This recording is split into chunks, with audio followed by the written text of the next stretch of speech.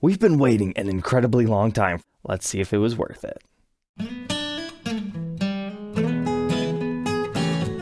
Welcome back, troglodytes, to your daily dose of guitar information, the Trogly's Guitar Show. That's right, the 80s Flying V and Explorer is finally here. It's a new core model collection, paying tribute to the thrash metal 1984 styles of both of these instruments. I'm not gonna lie, I was kinda shocked at how they spec these and a little bit let down, but we'll talk a little bit more in detail on that here in a second. Let's go ahead and get this open and see what my first impressions are. There it is, straight up ebony. You know, that is a very striking finish because most of these old ones that you get are all finish checked, so it's interesting to see it brand new in this configuration. So this is approximately what the fourth version of the Gibson Explorer looked like. It was a very simplified approach into making these a little bit easier for mass production, and they've done incredibly well due to artists like James Hetfield adopting these in the 80s. That's why they get called thrash metal Vs and Explorers. A little bit of Gibson history here. The first version is the Carina Explorer that we all know and love, with their big chunky necks and fabled lore and history. But then they go away after a couple of years until 1976 when they come back as a limited edition, and this time they're all mahogany. So here we go, side by side, a 58/76 blend over here. You can see the big differences. No pick guards, you don't have any pickup covers to make them look fancy, you don't got the gold hardware. Most importantly is the knob orientation changing, and your headstock is nowhere near as fancy looking. Now I call our new friend here the fourth version because everybody forgets about number 3. It's called the E2. Those were birthed around 1979-ish. They have these interesting contoured bodies. There's also a strange V2 that you could talk about, but then they later made curly maple top versions that look a little bit more similar. And then we finally get to this new 84 style. So we've got things like a Gibson silkscreen decal. We don't have any binding on these things anywhere. There's no pick guard on them at all. And you have this modified triangular control layout. But here it is side by side with an original. Now at first glance, the body shapes might look right, but when you see them side by side in a still frame like this, you can tell they're actually vastly different. For example, on the blue one, look by the strap button. You see how rounded over the guitar is right here? Now compare it to our new 80s one, and it's just not the same. That definitely stands out the most. However, the rest of the corners on the original also are a little bit softer looking. Our headstock shape is slightly different, but similar enough. The edge of the headstock is definitely a little bit pointier looking, but I think it captures the vibe well enough. Our fretboard is spec'd exactly the way it should be. However, it is important to note some vintage originals did get ebony, but the bulk majority of them are rosewood like they're spec'd today. However, you will notice that the backplates are completely different from the originals. And they have a similar tuner style. And the next thing I totally was not expecting for this run is the fact that they made brand new pickups. These are called the 80s Tribute Humbuckers. Vintage originals were equipped with Dirty Fingers pickups. They weren't brand new at that time. They came out in the late 70s, but this is the model that made them really famous as far as the history books are concerned. You can see they have a double row of adjustable pole pieces. These are extra hot ceramic pickups. And the fact that the Dirty Fingers is still in production, you can buy them on Gibson's website today. That made me shocked when they just designed something completely new and it doesn't have the double row of adjustable pole pieces. And the other thing that's got people abuzz is the fact that they didn't do the control layout perfectly. You see how the toggle switch is slightly out of line, whereas the new one is perfectly lined up. It looks like the tone is a little bit further away too. You'll also notice the volume controls are a little bit closer together, and we're using a slightly different knob style. But the fourth version changed up our body woods again. They were alder bodies with maple necks. Now it is important to note when these were first created, occasionally a 76 style would still come out of Gibson. However, it would be stripped down just like these, not being the full-on 76 style, which they also still occasionally made. Now those ones typically have the mahogany bodies and mahogany necks, and there's also custom shop editions out there that change up the body woods. So now that we know the history, that's the biggest reason I'm let down on these.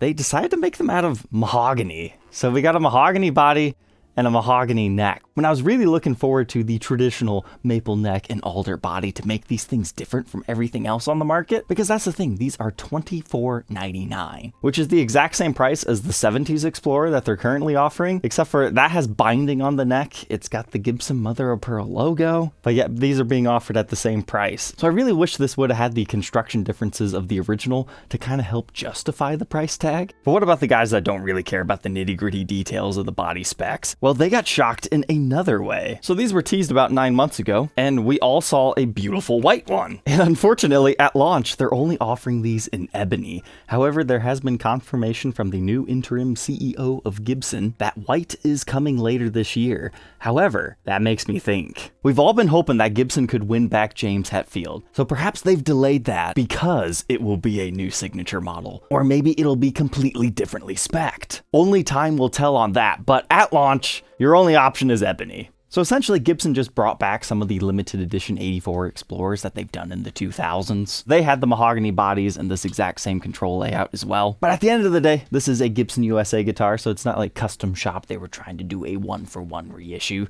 They're just making a tribute to it. But looking past all these unique spec changes, it looks the part, and my goodness, this is light. I'm not sure if they're all going to be as nice and light as this one, but I would say from a feel standpoint, straight out of the box, this is a very comfortable guitar. But besides our guitar here, what do we get? It's all your typical stuff: warranty card, Gibson branded strap, your baby photo, owner's manual, polishing cloth, and your awesome Gibson multi-tool. And they're coming in a brown Tolex Gibson case, but this can change throughout production. So if you're watching this video later on, it might be slightly different, but this one is a square latched version. The handle's okay. Like, the case construction is definitely starting to get better. This particular one was made in Costa Rica. But to learn more about this 80s Explorer, let's go ahead and throw it on the workbench to take an individual look at its parts and specs.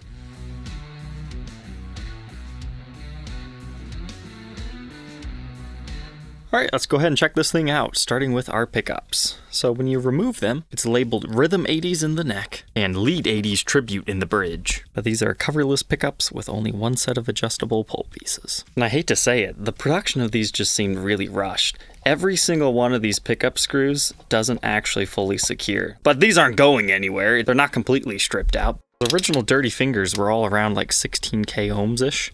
So we're about the same, 15.82 in the bridge. Whoa, neck pickup 7.42. That is completely different from my Dirty Fingers. Then middle position, just for fun, 5.04. All right, I'm real curious to see how these things sound, because that could be the saving grace factor here. Because as of right now, these are exclusive pickups just to the Flying V and Explorer model. But here we have what I consider a medium neck tenon for an Explorer. So it might look like a Les Paul's long tenon, but that is exactly how the 80s ones were done. But Carina Explorers, their tenon goes all the way down here, so they have an extra long standard. And then this is what our bridge pickup cavity is looking like. It's kind of hard to see, but the wood is rather splintery down here. Not that it matters in the long run, it's just quality attention detail stuff. Whereas our bridge and tailpiece, it's basic stuff. It's a lightweight Nashville style bridge by API. Got your modern day hex key adjustments. And then by the same company, another lightweight aluminum tailpiece, which would not technically be error correct. And again, no pickguard on this iteration of the Explorer. But your layout for these is 2 volumes and a single tone. If we were going to mess with stuff, I really wish they would have moved this one up a little bit more, because then you'd have a little bit more room in between these. But maybe they felt that this was a better layout for these, or most likely they already had the CNC programmed for this particular layout from the previous reissues that they've done. As far as the finish, whenever you have a black nitro guitar, they're going to show fingerprints, they're going to show light picking scratches, they're just going to show everything. Like, it almost looks like a custom shop VOS job in certain areas. And if you catch it in the light just right, you can see the mahogany wood grain underneath. Seems to be pretty stripey. And as far as other blemishes, I do see a small dip in the wood right there, but I think there's just a natural dip in the wood before they put the finish on, and that's hard to catch. And even for me to see it, I gotta get it in the light just right. Moving on from the mahogany body, we've got the mahogany neck with the rosewood fretboard. Now at this price, I was kind of let down by the fretwork on this one. They don't look very shiny for being a brand new guitar, but that's because this is actually pretty old. You'll see by our serial number later on that this is actually a late 2022 model, so they were definitely pumping these out at least 6 months in advance, because these weren't released until March of 2023. So they wanted a good stock of these at stores when launched. So naturally, being stored for all that time, that probably explains our frets. But we've got acrylic dot inlays up and down the fretboard. I did find a small impression right here on my fretboard. I measure a pretty wide 1.73 inch nut width. That increases to 2.09 by the 12th, first fret neck depth, 0.84, then 0.92 by the 12th. Here's that neck profile at the first fret and the 12th fret. It is a rather slim, wide feeling neck, so fairly characteristic of what you'd find on a vintage one.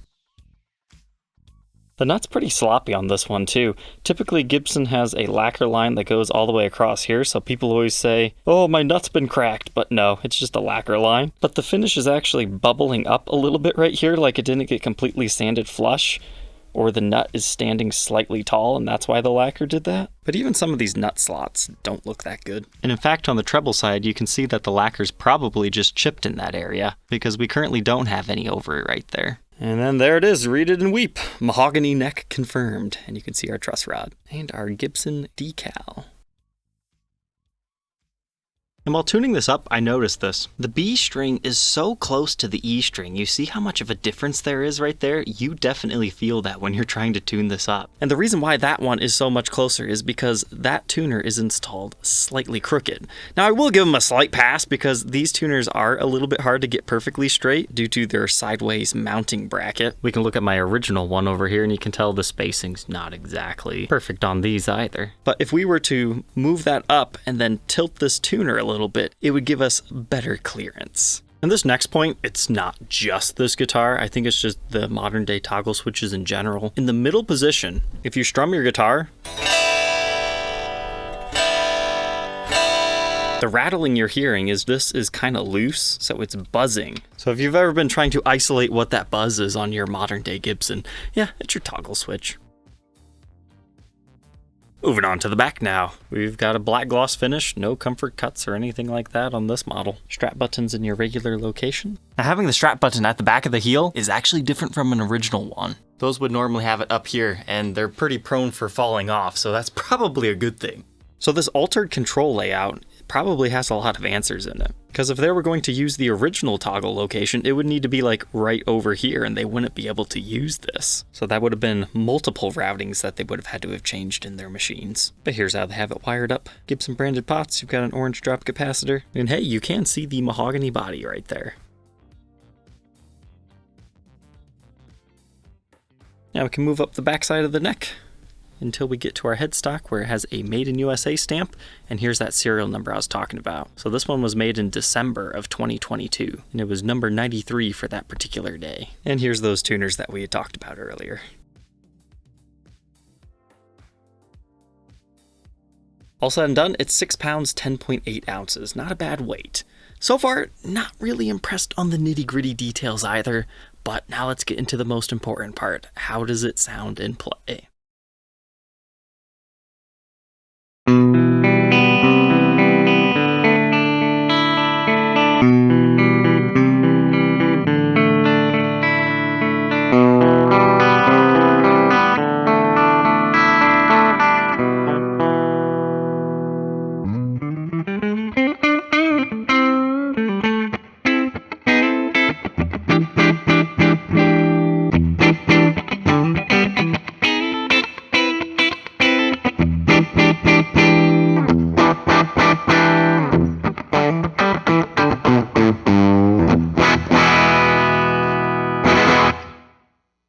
So far, I'm actually really digging the tones. Having them mellow out that neck pickup might have been controversial, but I think it sounds pretty good.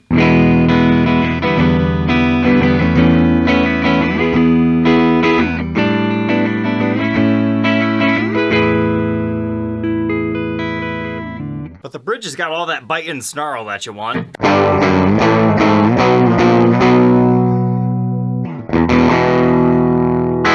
That's still the clean channel, but I like the combination of them as well.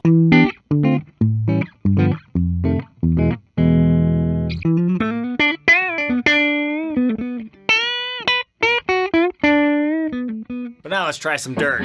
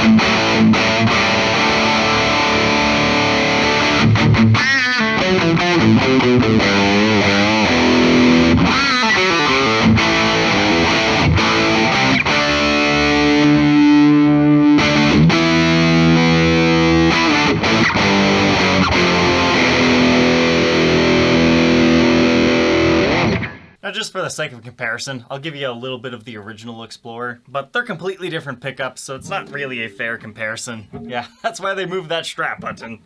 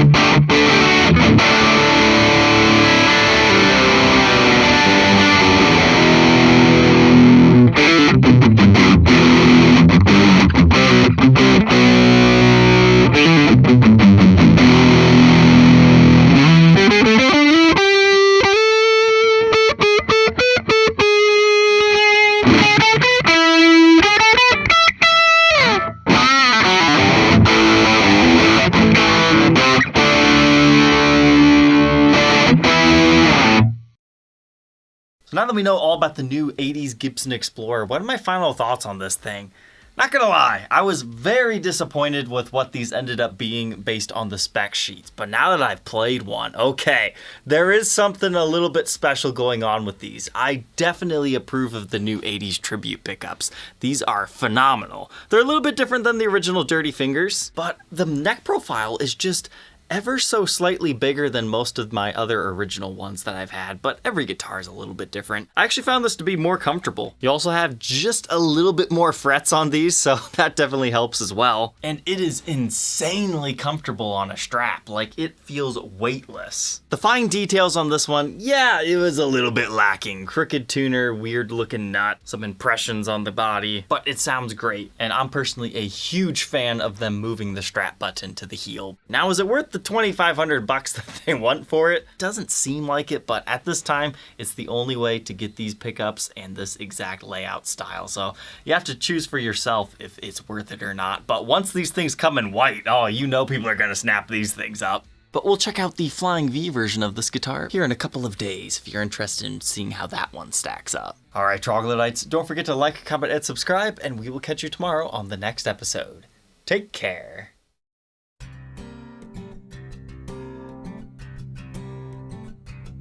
If you enjoyed tonight's episode, consider subscribing. I post videos like this every day. And you might even enjoy this next one.